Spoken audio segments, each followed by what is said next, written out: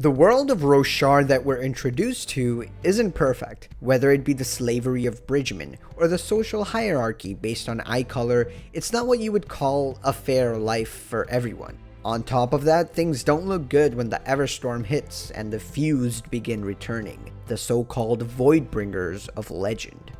Fortunately, during this time, things do get better as the Knights Radiant begin forming again. From Kaladin Stormbless's incredible journey to protect people, to Dalinar's goal to unite not only Alethkar, but all of Roshar, everything slowly starts clicking.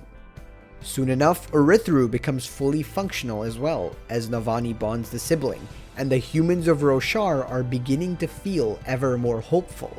Again, it's not perfect, but it's not terrible either. However, getting to this part of their evolution as a people, getting to this point where hope is an option, wouldn't have been possible if not for one man. All of Roshar would not exist in its current state if not for this one man. A man named the strongest of the 10 heralds, a stubborn yet selfless man who cared about protecting the human race more than anything else. The man who protected Roshar for thousands of years, and the only herald that didn't break.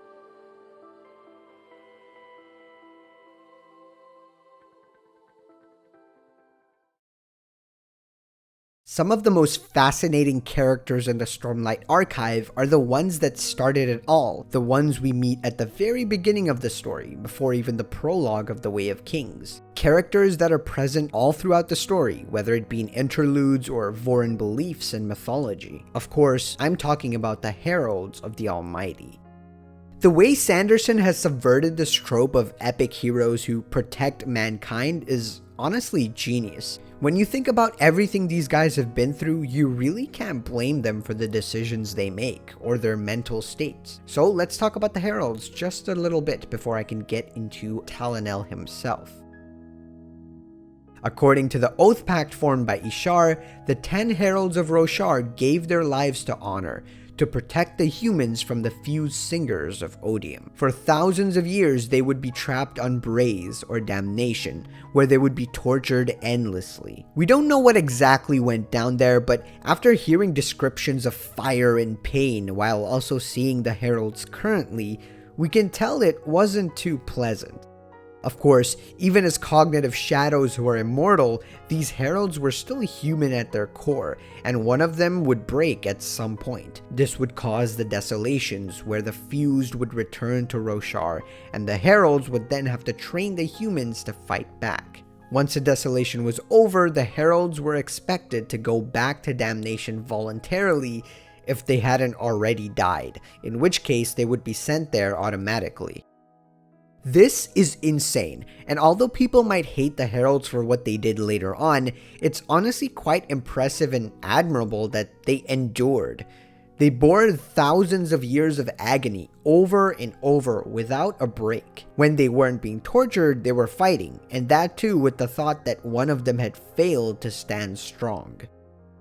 Of course, at some point, they would get fed up of this. Of course, they'd want to leave it all behind. It was no wonder that the time between the last few Desolations was getting shorter and shorter, because the Heralds just couldn't take it, and I don't blame them. But the way they go about getting out of this situation isn't the most honorable.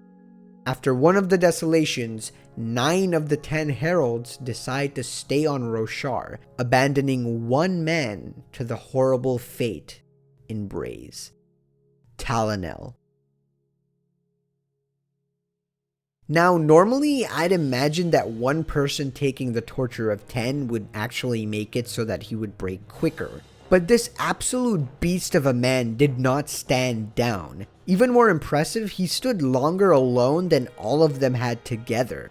5,000 years of torture, allowing Roshar to grow, giving them time to advance, and even creating the opportunity for the return of the Knights Radiant.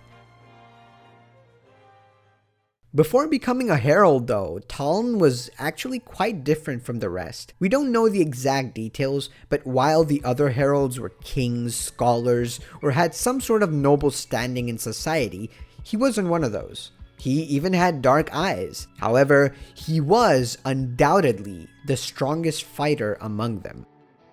It was said he could win battles that seemed unwinnable through his stubbornness, his genius commanding on the battlefield, and sheer fighting ability. According to Kullak in the Prelude of the Way of Kings, Taln had a tendency to choose seemingly hopeless fights and win them. Other than this, we don't know much, and I really hope we get to learn more about his past in future books. I think it's key in understanding why he is the way he is, and what drove him so much to stand his ground. Why does he care so much for the human race? Is it his humble background, experience on the battlefield, some childhood trauma?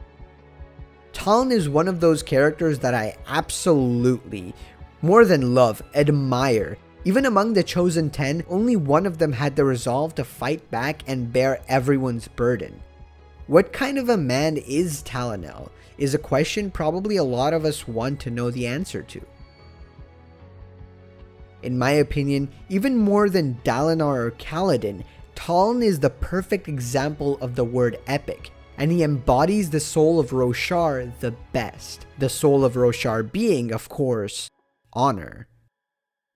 Despite all of his companions abandoning him, despite this nightmarish hell, despite all of the torture, he still stood strong.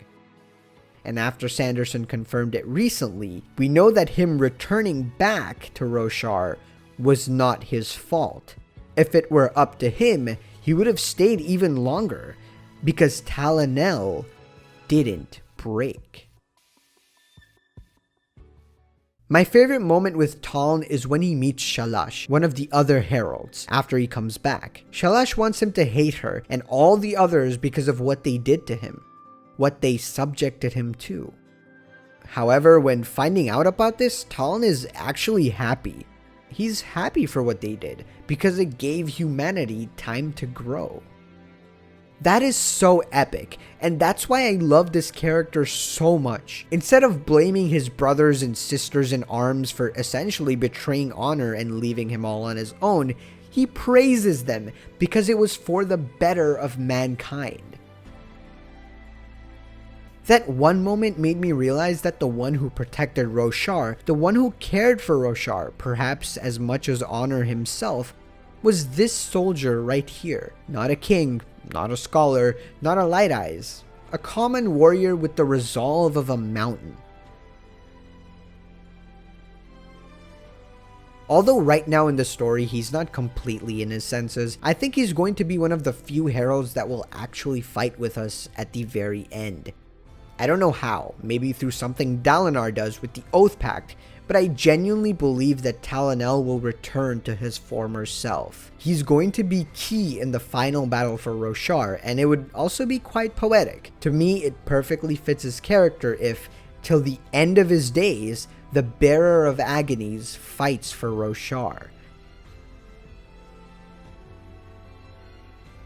Though we know very little about Taln, he is one of the best characters in the Stormlight Archive, and the man who single-handedly protected all of Roshar. Sanderson intentionally created this character that we can all be inspired by, and I think there's definitely more epicness to expect from him. After all, he's a character that deserves glory. A character we all respect and admire for the things he's had to deal with. The only herald, in my opinion, that left us all with goosebumps. Because at the end of the day, no matter how unhinged he is, no matter what the struggles, what the obstacles, Talonel did not break. If you enjoyed this video, consider liking and subscribing and all that good stuff. I really enjoyed making this video. I love Talonel. He's such a cool character. And yeah, we don't know much about him, but I just really wanted to talk about him, and it was fun. So, other than that, I guess I'll see you on the next one.